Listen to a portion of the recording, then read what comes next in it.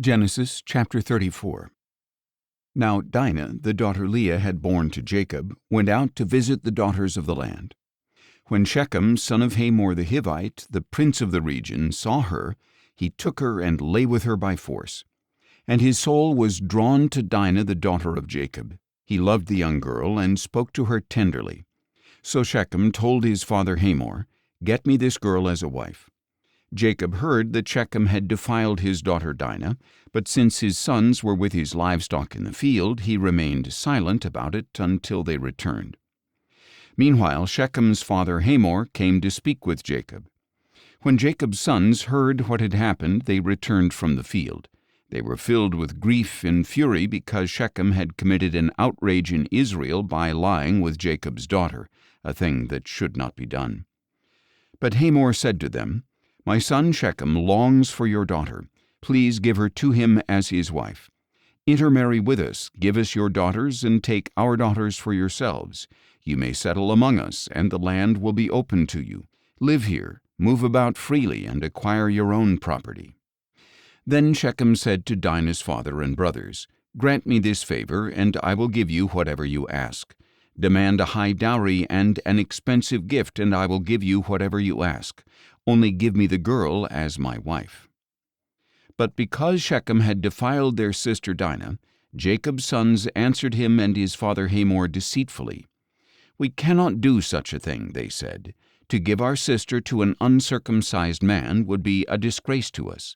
We will consent to this on one condition, that you become circumcised like us, every one of your males. Then we will give you our daughters and take your daughters for ourselves. We will dwell among you and become one people. But if you will not agree to be circumcised, then we will take our sister and go." Their offer seemed good to Hamor and his son Shechem.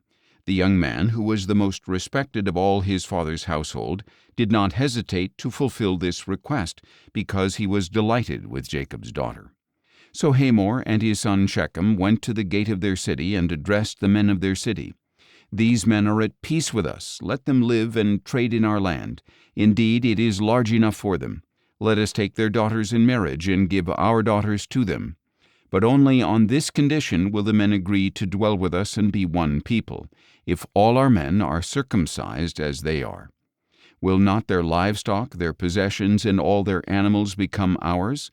Only let us consent to them, and they will dwell among us."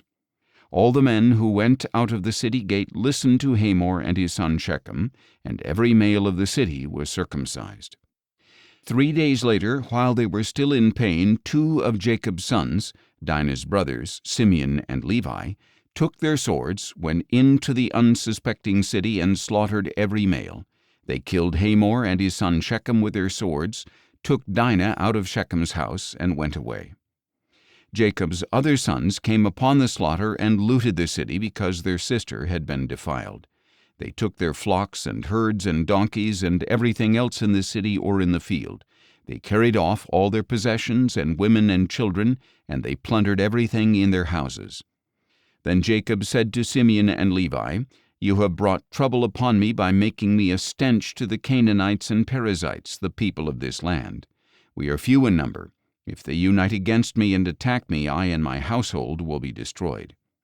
But they replied, "Should he have treated our sister like a prostitute?